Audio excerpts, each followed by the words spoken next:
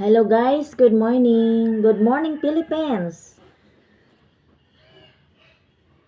Sa gustong mahibalo kung unsaon pag-file og small claim diri sa Pilipinas. So, gusto ron ako i-share akong video or akong experience kung giunsa nako pag-file ang small claim diri sa Pilipinas. Kung naamoy tawo nga wala ka bayad diha ninyo, pwede dai siya nimong filean og small claim diri sa Pilipinas.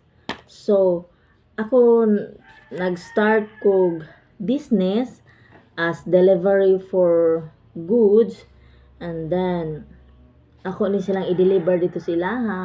After 3 to 5 days, dapat ilan akong bayaran. So, pagkakaroon, sa pilimero nila nga kuha diri na ko og goods, okay man sila, mo bayad man sila.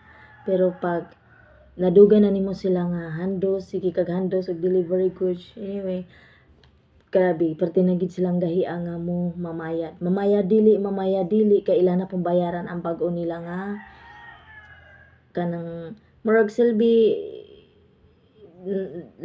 bag-o nila nga nag-deliver, mas mauna na ilang bayaran compare sa imong previous nga ga-deliver. Kay muna guys nga ako ang experience diri for the first time nako nga nagdug business diri sa Philippines. Dapat adi jud ako i-suggest ninyo ang credit.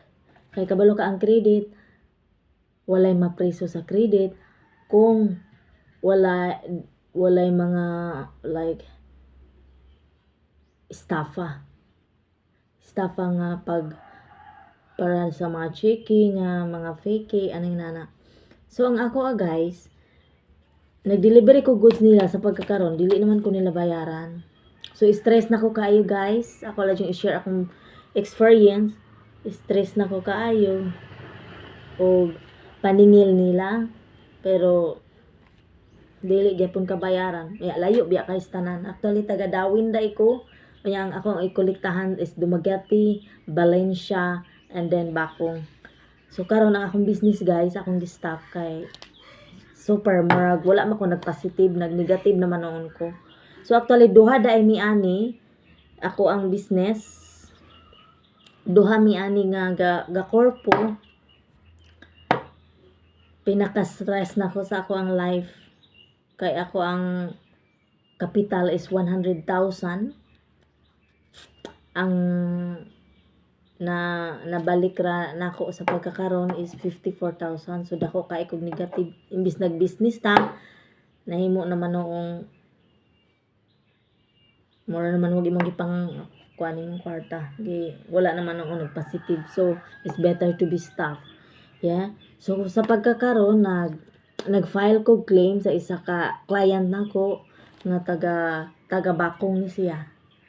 So kay bisag pila pay hanyo nako guys, dili gyud gahi gyud siya or masuko na hinuon nga mao imong paninglon. So lisod kay guys. So karon nag-file ko og small claim. So ang akong gibuhat kay first dapat naa gyud sila pinirmahan nimo proof nga naa gyud sila utang nimo. So nagpadala ko niya og demand letter. Wala gyapon joy action, gitagana ko og 7 days to 10 days wala reaction. Nanawag pa noon og nagyaw-yaw. So lisod kay diri magpautang. So suggestion ako ay na lang yung papautang kay mas stress ra mo. So nag-file kog small claim diri sa Dawin. So ang ilahang requirements kay demand letter nga registered return receipt. So kailangan nimo nga hulog pa dyan sa post office. So ang postal